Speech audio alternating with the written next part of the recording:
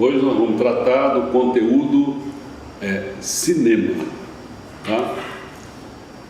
Vocês já viram a introdução geral que nós demos sobre o cinema e, como sempre, a gente trabalha com, vão ser aqueles 16 conteúdos, lembra? O cinema é um deles. Então a gente faz uma introdução geral, já foi feita, né? E agora nós vamos, e cada conteúdo é tratado por temas e cada tema tem seus tópicos. Então, os temas aqui do cinema seriam os visionários, que vai de 1902 a 1931, a Era de Ouro do Preto e Branco, que vai de 1931 a 1949, o Terror e Maravilhas, que vai de 1950 a 1959, o Rebeldes, que vai de 1960 a 1974, Anjos e Monstros, que vai de 1975 a 1991, e Mundo Pequeno, que vai de 1992 até a atualidade. Então, cada tema a gente começa com uma introdução. Então, esse primeiro tema de hoje, que seria os visionários, que vai de 1902 a 1931, né? Que tem 2, 4, 6, 8, 10, 11 tópicos, 12 contando com a introdução, 12 tópicos. Então, nós vamos falar sobre a introdução hoje e na próxima vez a gente começa a entrar num outro tópico, que seria, dentro do tema, né, visionário, é o tópico chamado Labor Omnia Vicit, que é um filme chamado Viagem à Lua. Tá? Então vamos começar a falar sobre a introdução. E como sempre a gente procura dar uma linha do tempo, do qual esses 12 tópicos, 11 tópicos, a gente fala sobre parte dessa linha do tempo, né? Porque nós temos 8, né? Mais até 10, 12, 14, 16. Nós temos 16 assuntos de linha do tempo e nós vamos falar sobre 11. Então tá bem, vamos falar sobre bastante, que são os 11 que nós vamos falar, né? Bom, mas tem mais, né? Então, 1894, os irmãos Lumière, franceses, né, rodam o curto de 46 segundos a saída dos operários da fábrica Lumière em Lyon. Vai gravando isso porque daqui a pouco a gente fala sobre algum tópico, ou bota um filme, aí você já sabe o que nós estamos falando. Tenta gravar, né, porque é muita coisa, né? Você vê 1894, você fazer 46 segundos é muita coisa, cara. Você pensa como é que seria para fazer um filme? Não é essas coisas que a gente tem hoje.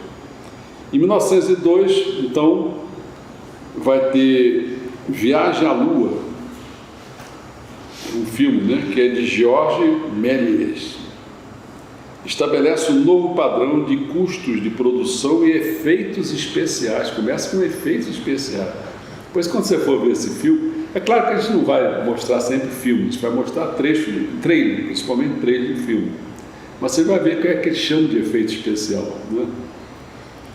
No segundo filme de Charlie Chaplin, que é Corrida de Automóvel para Meninos, o personagem Carlitos surge pela primeira vez, em 1914. Em 1916, tem um épico chamado Intolerância, um filme de Griffith, com 3 horas e meia de duração esse filme. E é um dos primeiros blockbusters de Hollywood. Terceiro, 1920, nós vamos falar sobre O Gabinete do Dr. Caligari, um clássico perturbador do expressionismo alemão. Reflete as vivências de seu autor na Primeira Guerra Mundial. Foi em 1914, então em 1920 esse. Também em 1920 nós vamos ter o Buster Keaton, é a estrela de The Sapperhead, sua primeira comédia de longa-metragem, né? Esse é muito interessante, assim. Muito bom essa comicidade, né?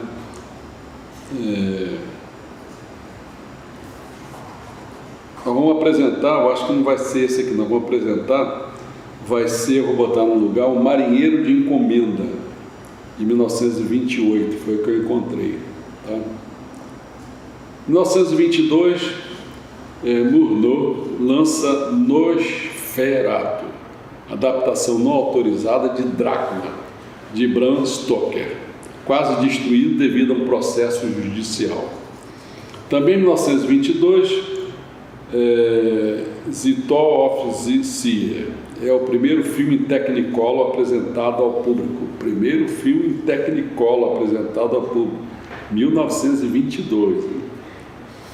Em 1924, uma produção pioneira e exuberante, que é O Ladrão de Bagdá, reuniu o astro Douglas Fairbanks a milhares de figurantes numa fantasia de aventura mirabolante. A milhares de figurantes.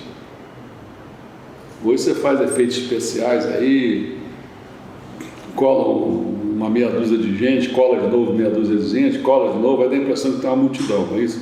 Naquele tempo não era assim não, era milhares de gente. Bom, em 1925 vem a obra-prima da técnica, que é o Encoraçado de Potemkin, de Sergei Eisenstein. Celebra o 20º aniversário da Revolução Russa, de 1905. Isso foi feito em 1925, é um clássico. Em 1927 é o primeiro suspense de Alfredo Hitchcock, que é chamado O Inquilino. É sobre a caça a Jack o Estripador, faz sucesso no Reino Unido. Também em 1927, chama-se, esse também é bom, é Metrópolis, de Fritz Lang, e é um dos primeiros longa-metragens de ficção científica. É uma distopia, não é uma utopia não, é uma distopia, né? Quer dizer, ambientada num futuro tecnologicamente avançado. Em 1927 tem O Cantor de Jazz, é o primeiro filme a ter diálogo com som sincronizado. Entendeu? Som, palavra, ou o que for, sincronizado. Intercala legendas com curtas sequências sonoras. Em 1929, a primeira cerimônia do Oscar, em 1929, realizada no Hotel Hollywood, em Los Angeles. Em 1930, O Anjo Azul, de Joseph von Sternberg. É lançado nas versões em alemão e inglês, tornando Marlene Dietrich uma estrela de sucesso mundial. Muito interessante esse Anjo Azul. Todos os filmes eu vi, tá? Estou falando assim, depois se quiserem detalhes eu dou, mas eu vou procurar dar sempre o trailer. Depois um outro que seria em 1930 também é Gente no Domingo, aliás. Muito interessante esse filme. O cara fez um filme assim, botou as pessoas, aí rodavam uns pedaços, aí eles se encontravam depois, aí eles comentavam como é que nós vamos fazer a próxima coisa, entendeu? Tudo assim, feito nessa base. Bom, também em 1931 vem Charlie Chaplin, desafia a revolução do cinema falado. Desafia, hein? Com seu filme mudo, clássico, chamado Luzes da Cidade, entendeu? Já existia o cinema falado e ele volta, acho que ele demorou uns 4 anos para fazer isso, pelo menos foi daqui a 4 anos depois do cinema falado, ele vai e faz um filme mudo e com muito sucesso, que é o Luzes da Cidade. Bom, dado essa linha do tempo, vamos então falar sobre a introdução de hoje, né?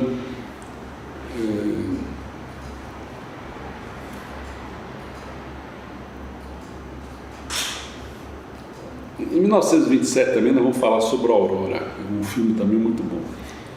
Bom, o cinema está tão entranhado na nossa cultura que é difícil imaginar uma época sem ele.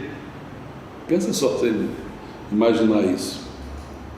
Também é difícil compreender a reação atônita das primeiras plateias nos anos 1890, quando as figuras espectrais ganhavam vida diante de seus olhos, O verdadeiro choque para nós do século XXI é como as imagens em movimento evoluíram velozmente nas 3 décadas seguintes, tornando-se filmes vividos e atraentes. Pensa em 1890, bota 30 anos aí, 1920, por exemplo, né? Então, vamos dar alguns tópicos. Eu vou ter 3 pontos, aliás. Magia na tela, o cinema como arte e o começo de Hollywood. Tá? Magia na tela. Os primeiros cineastas não tinham mestres. Pensa nisso, os primeiros cineastas não tinham mestres. Alguns vinham do teatro, outros da fotografia. Estavam desbravando um novo campo e não havia ninguém como Georges Méliès. Quando este mágico eventual começou a entreter os franceses com filmes, buscou forma de torná-los mais espetaculares. Os Estados Unidos também tinham seus visionários nesse campo, entre eles o Porter, ex-eletricista, que concluiu em 1903 o grande roubo do trem, com um atirador virado para a tela, parecendo que disparar na plateia. Naquele tempo, você fazia um negócio desse, dá a impressão que você vai atirar na plateia. Não é nada de 3D, né, essas coisas não, entendeu? Mas o pessoal não tinha visão nenhuma das coisas, né? Outros realizadores tinham planos maiores. Poucos anos depois, um teatrólogo novato tentou vender um roteiro a esse Porter, que o recusou.